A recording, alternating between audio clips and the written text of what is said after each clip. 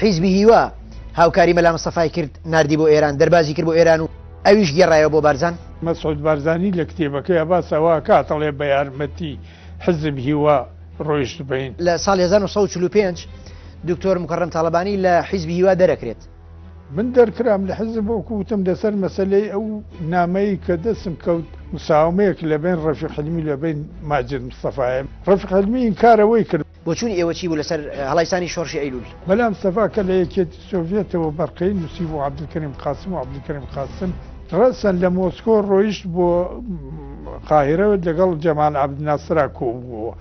طبعا عەبدولکەریم قاسم ئەوەی پێخۆش نەبوو کوشتن ئەحمەد ئاغای زێباری کە مەلا مستەفا نە ئاگای لێبوو نە تەئیدشی کرد.